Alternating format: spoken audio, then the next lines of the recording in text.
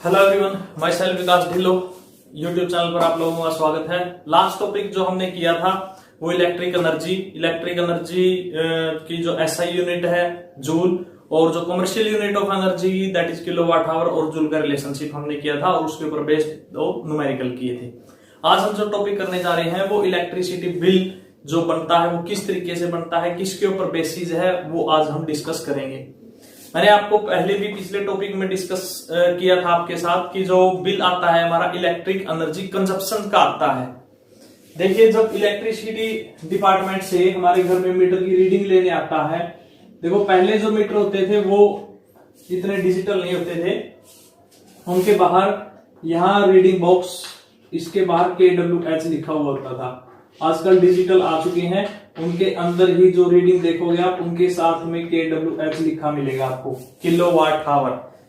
ये total energy consume कितनी हुई है घर के अंदर, उस सभी की डिटेल हम यहाँ देते हैं। जो इलेक्ट्रिसिटी डिपार्टमेंट से आएगा वो जितनी भी रीडिंग है यहाँ से नोट करके ले जाएगा जो भी आई है, और पिछले महीने की मैच कर लेगा कितनी है। उनको सब्ट्रैक्ट करने के बाद हमारी जो वैल्यू आती है, मान लीजिए वैल्यू आ गई 160, तो ये 160 किलोवाट आवर है। या हम ये कह सकते हैं कि उस महीने की रीडिंग, घरों में जो आता है ना वो 2 मंथ्स का आता है, तो उस महीने की रीडिंग 160 यूनिट्स भी हम कह सकते हैं।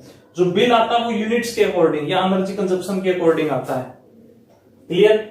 अब वो बिल डिपेंड करता है कि जो इलेक्ट्रिसिटी कंजप्शन है वो घर में है, वो घर गांव में है या शहर में है, या किसी फैक्ट्री में है या दुकान में है, गोडाउन में है। उस तरीके के बेसिस पर इलेक्ट्रिसिटी की जो यूनिट का रेट है वो डिपेंड करता है। वो मतलब अगर ग्रामीण एरिया है, जो रूरल एरिया है, उसमें हम कहें तो उसमें इलेक्ट्रिसिटी बिल का जो रेट होता है पर यूनिट्स का वो कम होता है, शहर में ज्यादा होता है, फैक्ट्री में ज्यादा होता है, गोडाउन फैक्ट्री में बहुत ज्यादा रहेगा, दुकान का फैक्ट्री के कंपैरिजन में कम रहता है। तो पर यूनिट के बेसिस पर रहता है। Clear to all? तो यहां से जो यूनिट्स निकलती है उनका, अब आपके घर में जो इलेक्ट्रिसिटी का बिल आता है ना, आप उसके पीछे देख भी सकते हैं कि पर यूनिट का चार्जेस कितने हैं। Clear to all? अब वो बिल कैसे आता है, यूनिट्स का तो पता चल गया, जो डिपार्टमेंट से आएगा वो आप भी निकाल सकते हो। जो रीडिंग है पिछले मंथ की और इस मंथ की, उसमें सब्ट्रैक्ट कर लो, टोटल जो यूनिट है वो आ जाएंगी। रेट आप देख सकते हैं, जो बिल के पीछे रेट दिया हुआ होता है उसके अकॉर्डिंग कितने रुपए लगते हैं पर यूनिट के, उसे मल्टीप्लाई करके हम जो हमारा इलेक्ट्रिसिटी बिल है कितना आएगा वो बता सकते हैं। तो इसके बेसिस पर एक न्यूमेरिकल कर लेते हैं ताकि ये पॉइंट और ज्यादा क्लियर हो जाए। रेफ्रिजरेटर है ना, पावर रेटिंग, ए रेफ्रिजरेटर है जिसकी पावर हमको दी गई है 350 watt, operate for 10 hour day, वो 10 आवर डेली ऑपरेट होता है।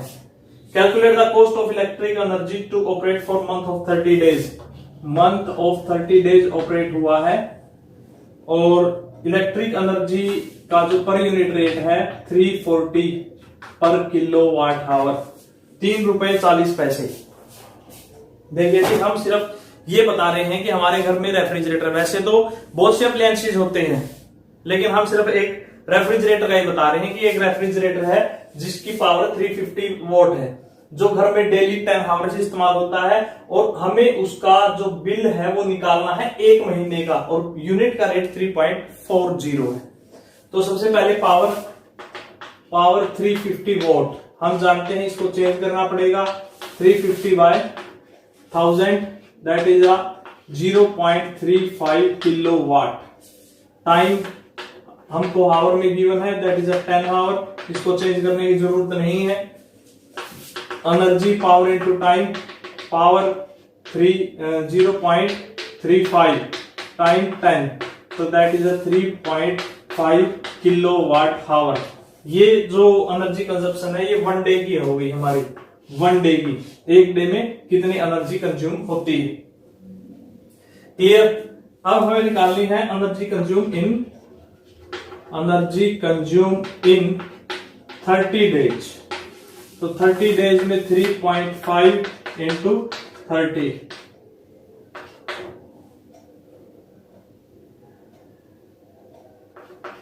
105 किलोवाट आवर मीन हमारी जो यूनिट हो गई है वो 105 यूनिट हुई है, 105 यूनिट एक महीने की एक रेफ्रिजरेटर की।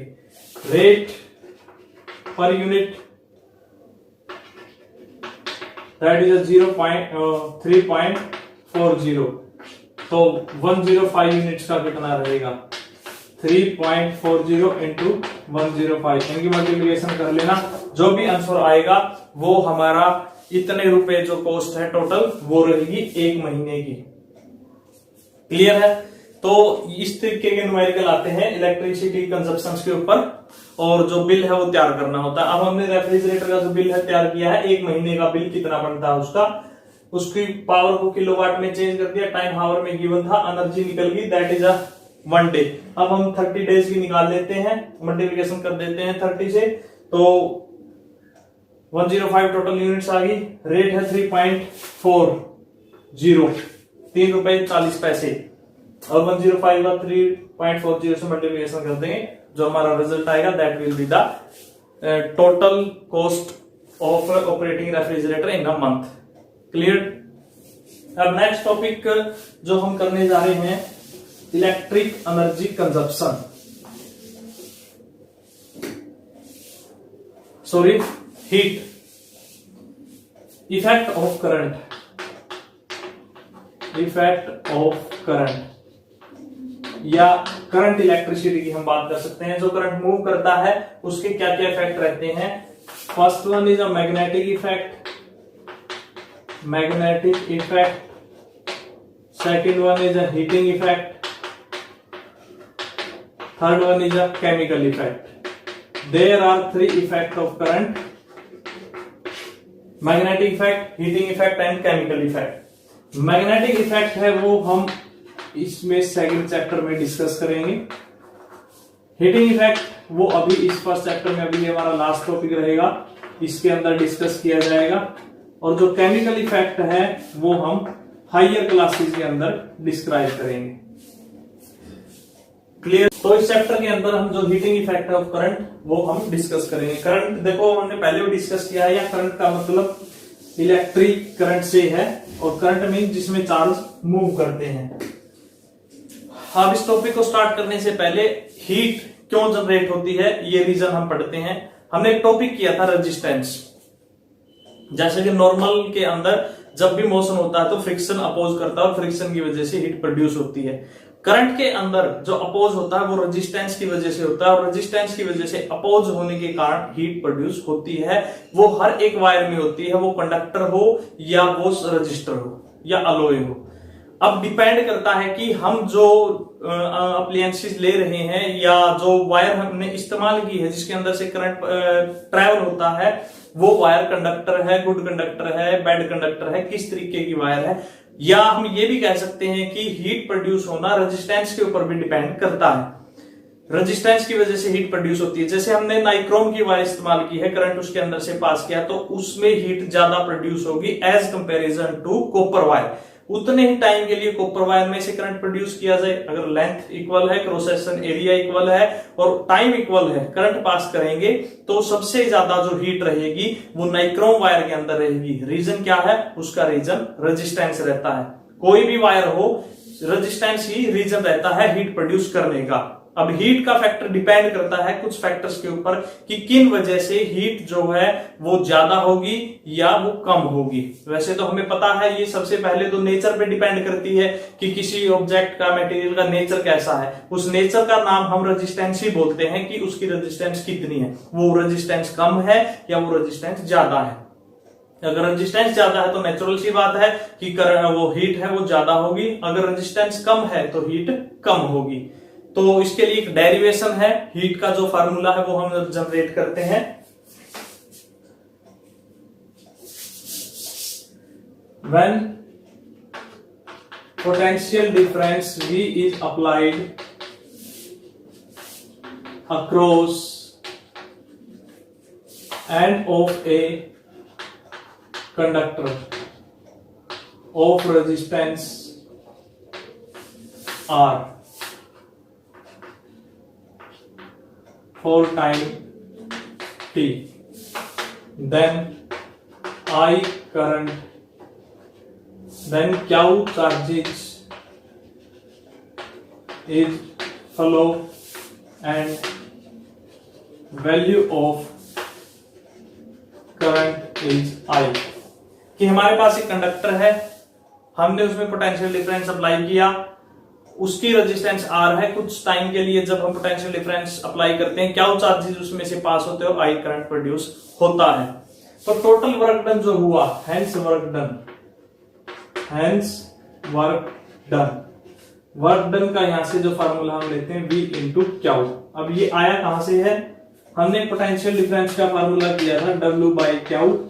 यहां से जब W की वैल्यू निकालते हैं तो V इंटू क्यू याद रह जाएगा। पोटेंशियल डिफरेंस का फार्मूला था work done by charge move, तो यहां से work done potential difference into charge move. जब पोटेंशियल डिफरेंस भी अप्लाई किया जाएगा तो क्या चार्ज मूव होता है, तो इसको वर्क डन बोलते हैं।